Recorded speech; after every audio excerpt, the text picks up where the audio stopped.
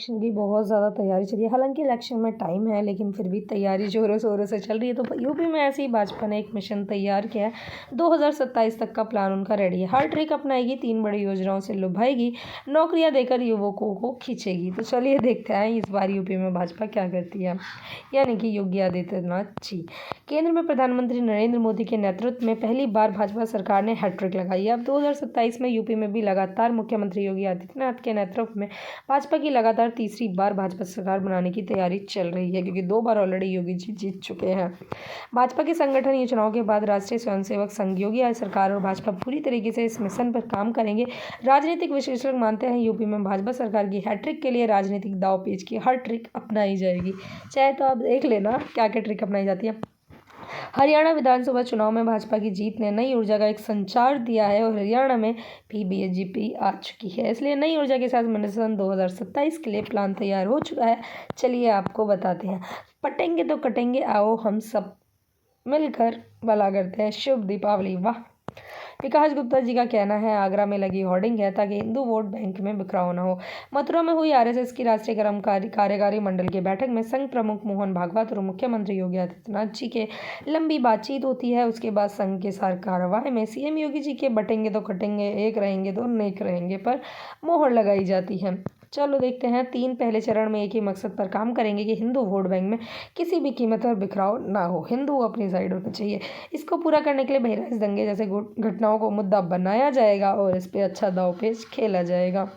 बताया जाएगा कि मथुरा में श्री कृष्ण जन्मभूमि में भगवान श्री कृष्ण का भव्य मंदिर बनाने और काशी विश्वनाथ धाम को पूरे लक्ष्य करने के लिए 2027 में भाजपा सरकार आ रही है। अगर आपको चाहिए मंदिर तो जिताइए भाजपा, दबाइए कमल का बटन। आरक्षण और संविधान का मुद्दा साफ रहेगा।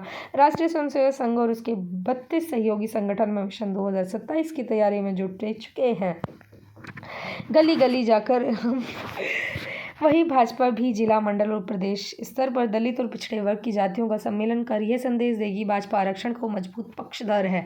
संविधान में ऐसा कोई बदलाव नहीं किया जाएगा जिससे दलितों और पिछड़ों का हित प्रभावित हो, और जबकि इस पे मोदी जी ने मुद्दा उठा चुका है।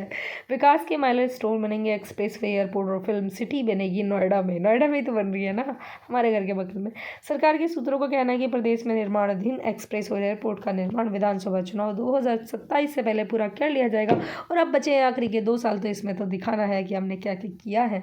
गंगा एक्सप्रेसवे मेरठ से प्रयागराज तक बनाए जा रहे गंगा एक्सप्रेसवे पर जनवरी 2025 से यातायात का संचालन शुरू हो जाएगा, यानी कि हैप्पी न्यू ईयर से।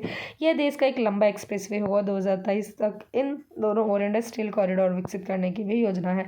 और जो एक्सप्रेसवे वगैरह बनाते हैं उनमें खरोच भी आ जाती है। ये है वहाँ पे चलते हुए गाड़ियाँ। जेवर एयरपोर्ट, नोएडा के जेवर में बन रहे जेवर एयरपोर्ट पर हवाई सेवाओं का संचालन मार्च 2025 से शुरू हो जाएगा। एयरपोर्ट के दूसरे चरण का निर्माण भी मार्च 2027 से पहले कराने की योजना है। फिल्म सिटी, नोएडा में बनने वाली फिल्म सिटी का पहला चरण का निर्माण भी मार्च 2027 से पूरा होगा। जब भाजपा सरकार जीतेगी जब ये चालू होगा। वैसे फिल्म सिटी अभी भी है, ऐसा नहीं है कि कुछ अलग बना है। फिल्म सिटी अभी भी काफ़ी अच्छी है वहाँ की। I was visit.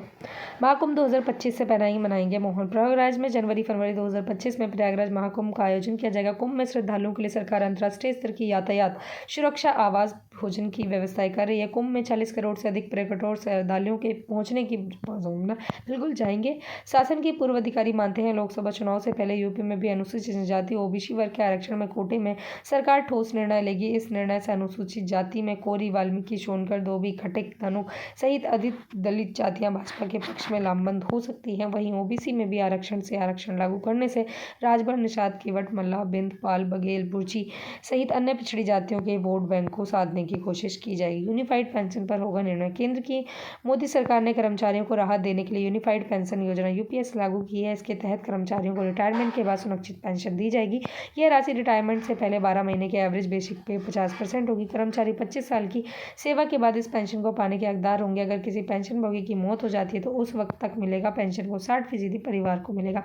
इसके अलावा अगर कर्मचारी की सर्विस 25 साल से कम है तो 10 साल से अधिक है तो पेंशन की राशि समानुपातिक आवंटन के आधार पर तय होगी। महत्वपूर्ण पहलू यह है कि कर्मचारी का कार्यवर्ष चाहे जितना भी हो उसकी पेंशन की न्यूनतम राशि 10,000 रुपये से कम नहीं होगी। युवाओं को रोजगार, क्योंकि सरकार ने आगामी 2.5 साल से 2 लाख सरकारी नौकरियां देने की घोषणा की है। वहीं प्राइवेट सेक्टर में भी 20 लाख से अधिक रोजगार के अवसर सृजित करने की योजना पर काम चल रहा है। किसी जन्म में तो पूरा हो जाएगा। इसके लिए विभिन्न तरह की ऋण योजनाएं लागू की जा रही है। ग्रामीण महिलाओं को भी राष्ट्रीय ग्रामीण आजीविका मिशन के तहत स्वरोजगार से जोड़ा जा रहा है। सरकार 2027 में बेरोजगारी का मुद्दा नहीं बनने देना चाहती है और ये बनेगा। राजनीतिक विशेषज्ञ मानते हैं कि मथुरा में आयोजित आरएसएस की अखिल भारतीय मंडल की बैठक के संग सरकार कार्यवाही दत्ता होशवाले ने बटेंगे तो कटेंगे समर्थन कर यूपी में एक बार फिर योगी के नेतृत्व पर मोहर लगाई है। तो ये थी हमारे आज की न्यूज़। आई होप आपको पसंद आई है। कोई भी डाउट है, कहीं भी डाउट है तो पूछ ले। वैसे क्या करेगी सरकार, आपको क्या लगता है, हमें कमेंट बॉक्स में अपनी राय ज़रूर से भेजिए। धन्यवाद।